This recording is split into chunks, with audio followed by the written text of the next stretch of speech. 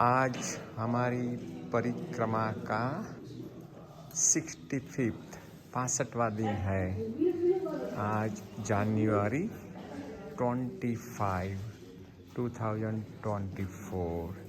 आज हम जयंती माता मंदिर से निकलकर पामाखेड़ी जाएंगे, तो हम अभी निकल रहे हैं। तो भी मैंने बताया आज हमारी परिक्रमा का 65वां दिन है। डे 65, जनवरी 25, 2024। अभी हम जयंती माता मंदिर से निकले। आज हमें 17 से 18 किलोमीटर यही घने जंगलों में से जाने का है। बीच में कोई भी गांव या कोई भी वसाहत नहीं आएगी, तो हमें वो 17 किलोमीटर का अंतर एक घने जंगलों में से ही पार करने का है। अभी तो कच्ची सड़क है, हो सकता है आगे पगडंडी में परिवर्तित हो जाए। जयंती माता मंदिर से निकलने वक्त उन्होंने चेतावनी जारी की है कि आप यही मेन जो मुख्य पगडंडी है उसी पर ही जाए, कोई शॉर्टकट लेने का प्रयत्न न करे। जंगल में भटक जाने की पूरी संभावना है। एक बार आप भटक गए तो आपको दिशा नहीं सूझ पाएगी कि आपको कहाँ जाना है, कैसे जाना है। और ये जंगल में जंगली प्राणियों की भी अवर जवर रहती है। वो पानी पीने के लिए यहाँ से वहाँ आते जाते रहते हैं। वो लोग बोलते बन सके तो आप अकेले मत जाए, ग्रुप में ही जाए। अगर हम तीनों का ग्रुप है, हम दो और हमारे साथ नर्मदा मैया। तो अब हम अभी ठंडी बहुत ज़्यादा है। अंगुलियाँ ठिठक गई है, नमनेस आ गई है अंगुलियों में। माता राम ने तो पैर के सॉक्स हाथ में लगा दिए हैं।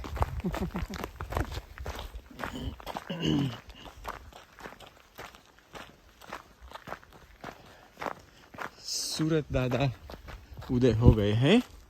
अभी उन्हों की ऊष्मा हम नहीं पा रहे हैं। हो सकता है आधे घंटे में हमें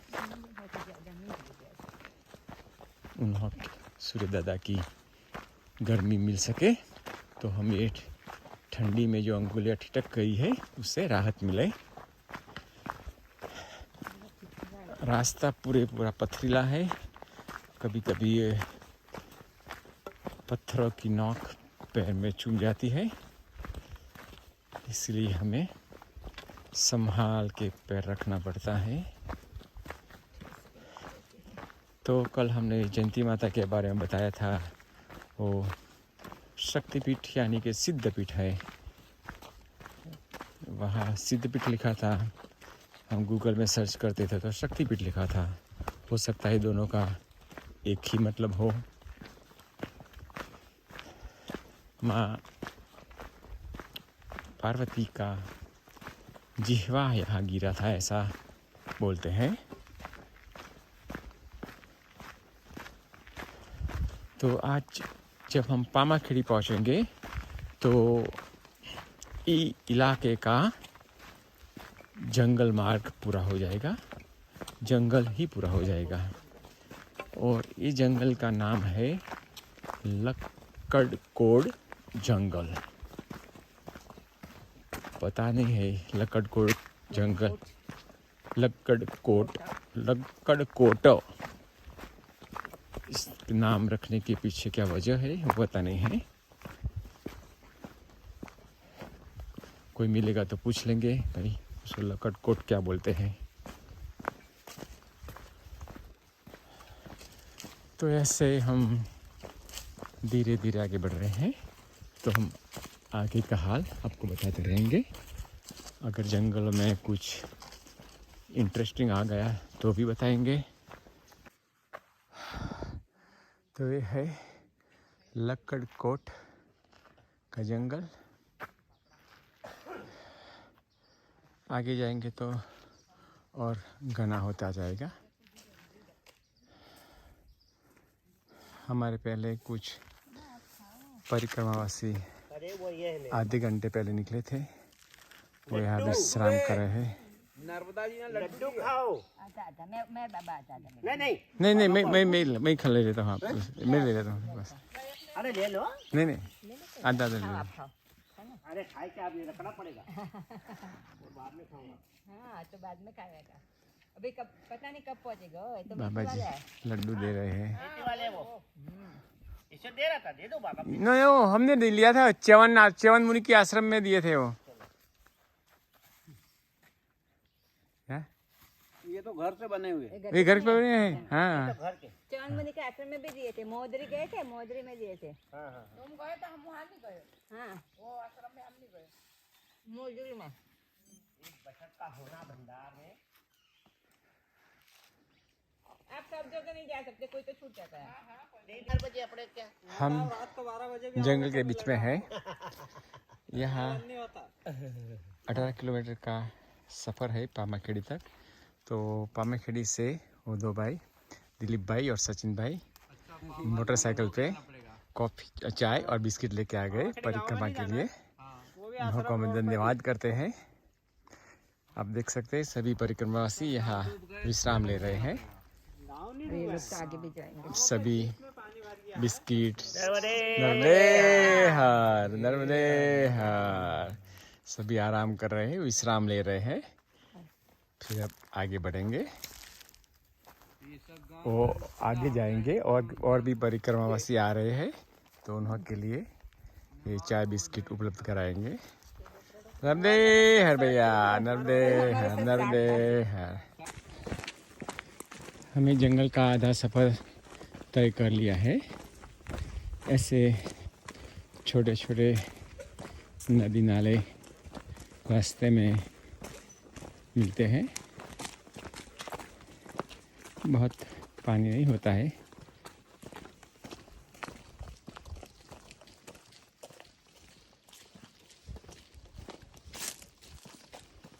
और तो जंगल में निरव शांति है। एक बाबा जी जा रहे हैं। ऐसे तो कई परिक्रमावासी मिलते हैं, बिछड़ते हैं, आगे पीछे होते जाते हैं। कोई आज मिलता है तो आगे निकल जाता है, तो 2 दिन बाद फिर से कोई आश्रम में मिल जाता है।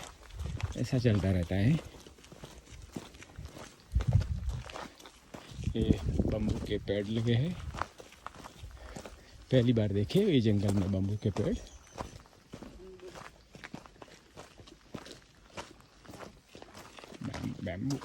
बैम्बू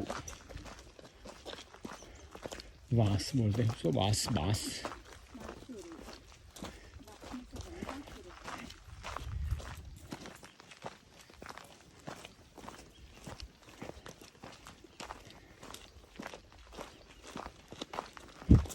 तो हमारा रास्ता ये छोटी सी नदी के किनारे जा रहा है।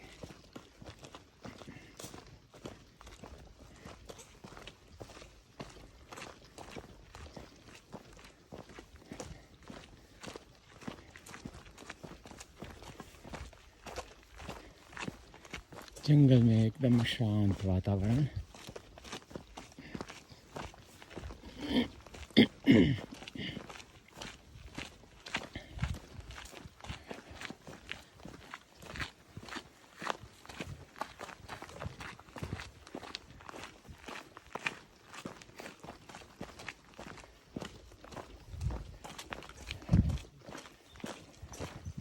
आज शायद 1 बजे के पहले पहुंच जाएंगे। फिर आगे नहीं बढ़ना है, आज आराम करेंगे।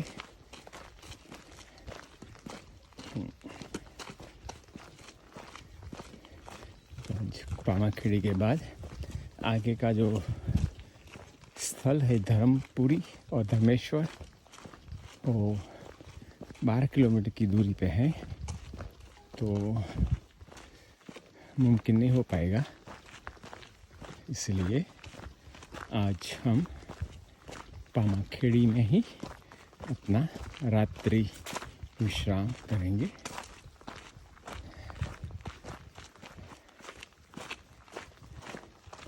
तो बस ऐसे ही हम लगभग आधा से ज़्यादा रास्ता तय कर लिया है। अब 2-2.5 घंटे और लगेंगे।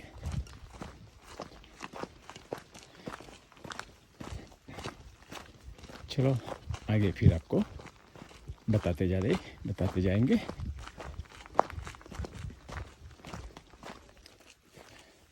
अभी हम एक जगह पर विश्राम कर रहे थे। हनुमान जी का छोटा सा मंदिर था, तो वहाँ एक मोटरसाइकिल पे 3 ग्रामवासी आए और उसमें से 2 हाथ में एक छोटी सी कुल्हाड़ी थी और वो जंगल में आसपास देख रहे थे।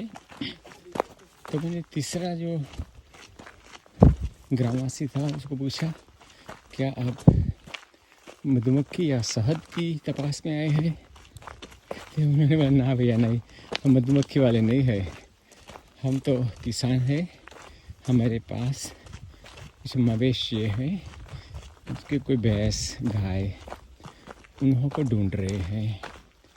तो मैंने क्या जंगल में खो गए हैं? कि नहीं, ऐसी बात नहीं है, हमने 3-4 महीने पहले उन्हों को छोड़ दिया था जंगल में। अब समय आया है तो ढूंढ के घर ले जाएंगे। ऐसा कैसे हो सकता है? 4 महीने के बाद अब ढूंढने निकले हैं। वो तो ऐसा ही होता है हर साल। जो हमने बोला कि जंगली जानवर का वो शिकार नहीं हो जाते, तो बोलते हैं अगर ऐसा तो मैया पे छोड़ देते हैं, जिसको मैया संभालती है उसको कुछ भी नहीं होता। तो क्या मैया पर विश्वास है लोगों का, और हर साल का इस सिलसिला छोड़ देते हैं मवेशियों को जंगल में खुले। 3-4 महीने के बाद फिर ढूंढने आते हैं। ये भी एक गजब की परंपरा है, गजब का मैया पर विश्वास।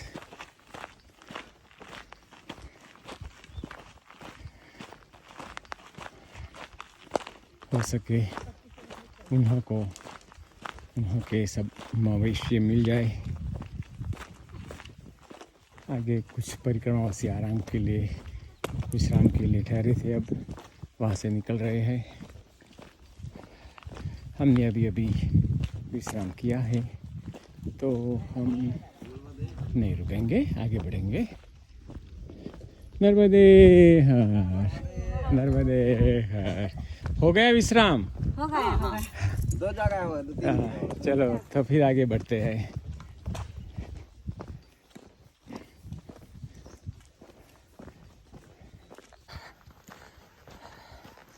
तो अब हम पगडंडी के मार्ग से जंगल में आगे बढ़ रहे हैं।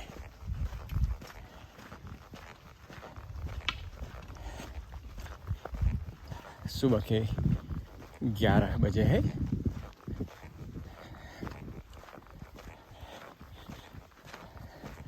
डेढ़ घंटा और लगेगा।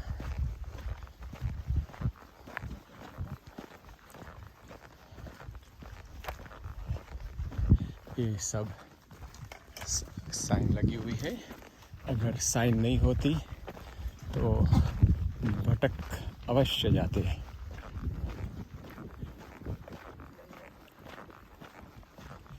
हर 50 फुट की दूरी पे पेड़ पे साइन लगा हुआ है। एक बार आप ये पगडंडी से निकल गए और दूसरी पगडंडी पकड़ ली तो फिर वापस आना मुमकिन नहीं हो पाएगा। इसीलिए सतर्क रखने के लिए जहाँ भी पगडंडी ये मुख्य पगडंडी से अलग होती है तो वहाँ साइन लगी हुई है।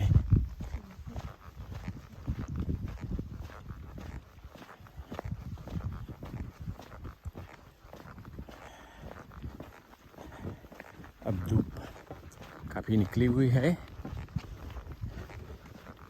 ठंडक कम होती जा रही है। पसीना होना शुरू हुआ है। हैं? पसीना होना शुरू हो गया है। या अब धूप से चलने से, वजन उचकने से पसीना भी शुरू हो गया है। अब आप बाएं ओर देख सकते हैं, पूरा ढलाव है, वैली है इसी तरह, और बीच में ये रास्ता है और इसी तरह भी वैली है।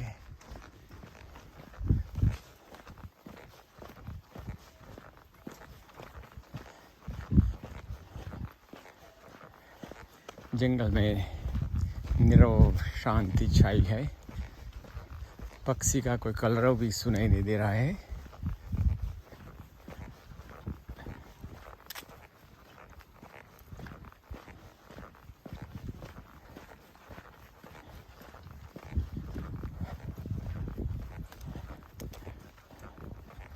चलो आगे का हल फिर बताते रहेंगे।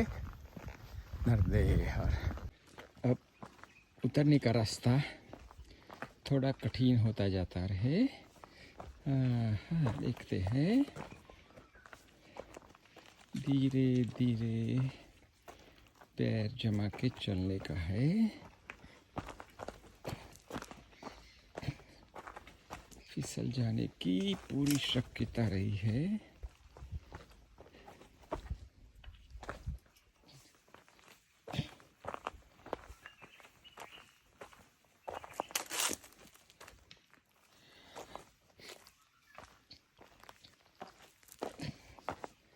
ये है लक्कड़ कोट जंगल। यहाँ से हम जयंती माता मंदिर से निकलकर पामाखेड़ी की ओर आगे बढ़ रहे हैं। तो ये थोड़ा सीधा उतार आया है। अब हमें लकड़ी का, ओ मेरी लकड़ी गड़ गई। ओके, हमें लकड़ी का सहारा लेते हुए नीचे उतरना है। ओके,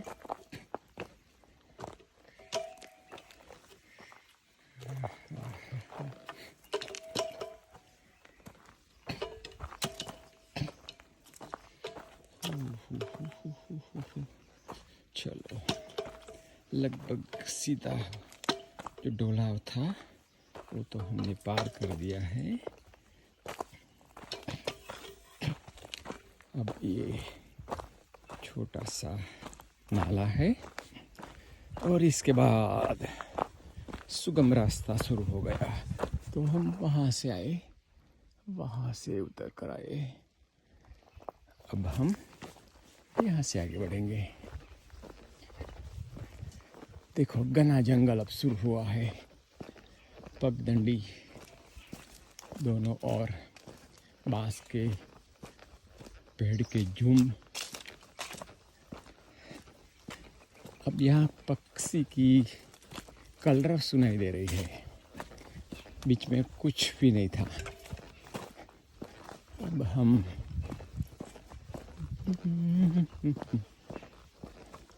धीरे धीरे नदी नाले पार करते करते आगे बढ़ रहे हैं।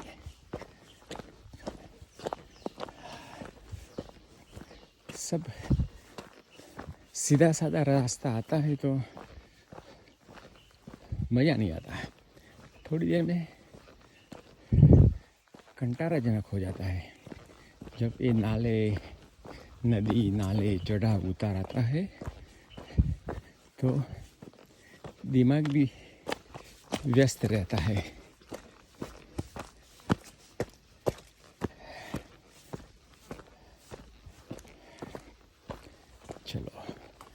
फिर से सुगम रास्ता दिखाई दे रहा है।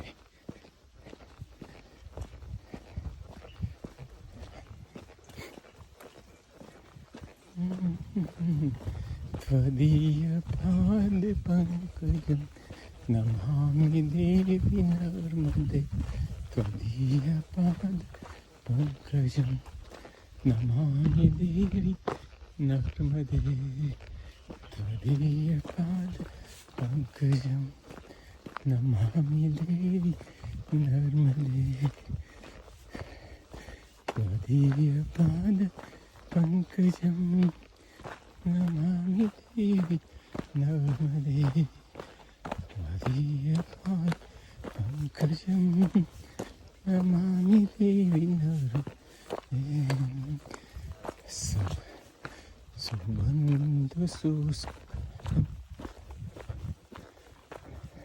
सुबन्धु सिन्धु सुस्कलं तरङ्गभङ्गरञ्जितं द्विसत्सु पापजात कारिवारी संयुतम्।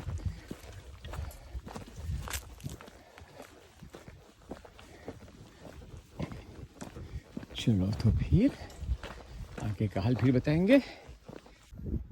अभी हम 2 चढ़ाव चढ़ के ऊपर आए हैं, तो थोड़ी देर आराम कर रहे हैं। शायद 1 किलोमीटर से 1.5 किलोमीटर बाकी होगा। अभी 11:30 हुआ है, तो शायद 12 सवा 12 बजे हम वहाँ पहुँच जाएंगे। ज़्यादा डिस्टेंस रहा तो फिर 1 बजेगा, देखेंगे क्या होता है। तो बाबा जी अभी आराम कर रहे हैं। नर्मदे हर, बाबा जी हंसते नहीं है, हंसो बाबा जी, हंसो। नर्मदे हर, नर्मदे हर।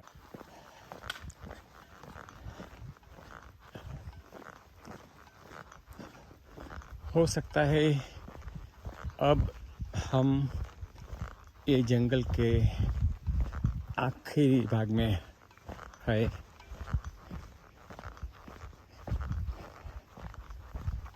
ये लक्कड़कोट जंगल अब हम पसार करने वाले हैं, कर रहे हैं। खत्म हो जाएगा थोड़ी देर में।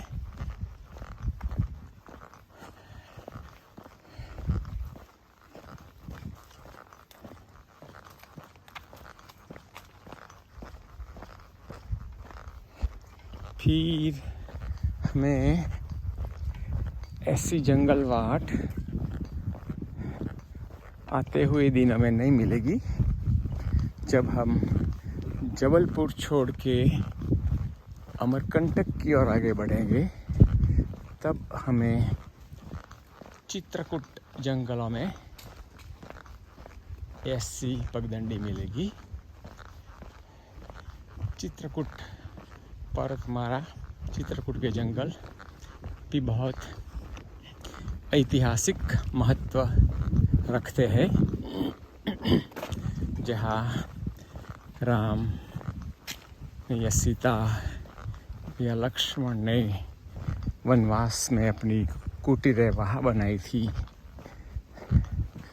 तो जब हम चित्रकूट जाएंगे, वहाँ से गुजरेंगे, हो सकता है हमें पौराणिक स्थलों की भी मुलाकात करने का सौभाग्य मिले। अगर हमारी परिक्रमा के राह में है तो अवश्य हम वहाँ जाएंगे। अब हमारी दूरी है 2 किलोमीटर। हमें 2 किलोमीटर आगे जाना है।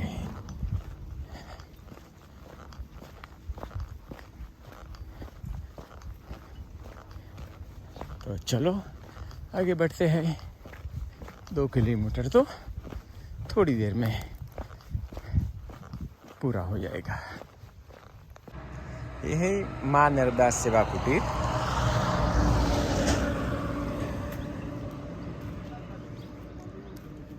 माँ नर्मदा वासियों की ठहरने एवं भोजन की उत्तम व्यवस्था। श्री राम मंदिर, टिप्रास, पामाखेड़ी आश्रम से टिप्रास आश्रम की दूरी।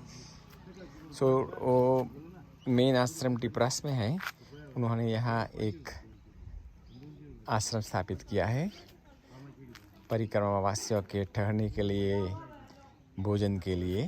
तो मैं आपको बताता हूँ। तो एक ये बड़ा टेंट यहाँ लगाया है।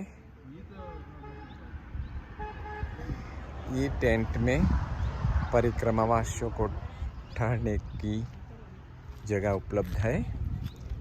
और सामने जो दिखाई देता है वो सेवा कुटीर है। वहाँ भोजनालय है और भोजनालय में परिक्रमा वासियों के लिए सभी व्यवस्थाएं उपलब्ध है। वहाँ प्रसार में खाने के बैठने के लिए भी व्यवस्था है। और एक ये कुटीर है, उसमें भी परिक्रमावासी ठहरते हैं। तो मैं आपको जो ये कुटीर है आपको बताता हूँ।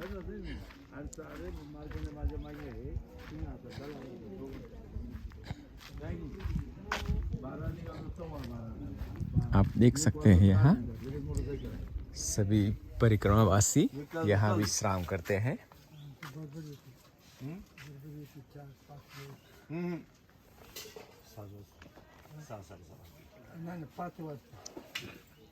दोपहर के भोजन प्रसादी के बाद सब विश्राम कर रहे हैं। नर्मदे हर। यहाँ गद्दे भी उपलब्ध है। चार्जिंग के लिए चार्जिंग स्टेशन भी बनाया गया है। तो मैं आपको दूसरी कुटीर में ले जाता हूँ जहाँ हम ठहरे हैं। तो ये देखो, जय श्री राम।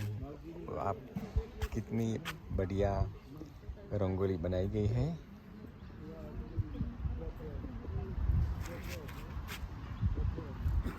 और आप यहाँ देखें तो एक और कुटीर है। लगता है कोई हवन कुंड की जगह है। तो आप देख सकते हैं ये कुटीर। यहाँ भी परिक्रमावासी ठहरते हैं।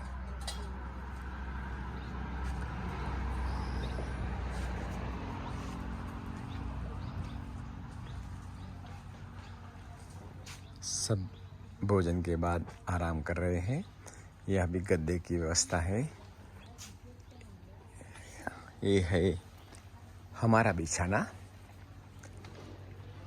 हमने हमारा बिछाना एक कोने में लगा दिया है। माता राम आराम कर रही है। और ये सब हवन कुंड लगते हैं शायद। यह भी इनप गद्दे उपलब्ध है। आप देख सकते हैं हर थंबे पर लिखा है ओम वायवे नमः, ओम स्कंदाय नमः। क्या? ये प्राचीन यज्ञशाला है। देखते हैं ऊपर जब यज्ञ होता है तो ऊपर धुएं को जाने के लिए भी व्यवस्था बनाई गई है। बहुत बढ़िया है, बहुत सुंदर बनाया है। देख सकते हैं हवा की अवर जवर बिना रोक टोक से होती रहती है।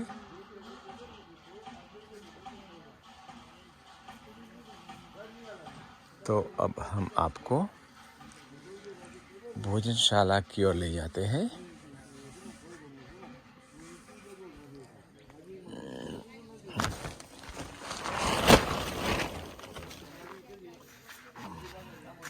मेरा सिर टकराया तो दरवाज़ा भी बंद हो गया। मैं खोल दूंगा।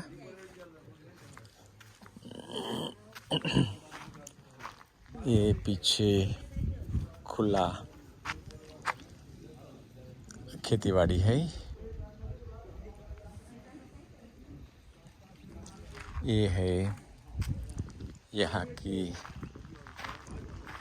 भोजनालय। ये भी आपको दिखाते हैं। तो ये है भोजनशाला। यहाँ परिक्रमावासियों को भोजन के लिए बैठा जाते हैं। वहाँ भी रहने की कुछ जगह है। बहुत सी जगह है परिक्रमा वासियों को रहने के लिए। ये है भोजनालय। वो भैया परिक्रमा वासियों को भोजन दे रहे हैं।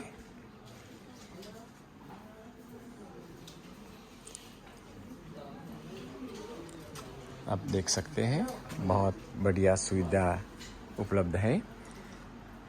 यहाँ परिक्रमावासी किसी भी टाइम आते हैं, सबको भोजन प्रसादी दी जाती है।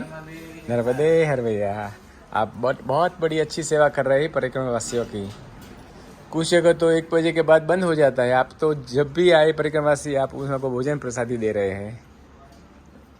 बहुत बड़ी सेवा का काम कर रहे हैं आप। तो हम अब आपको आप देखते वो भोजन प्रसादी बन रही है।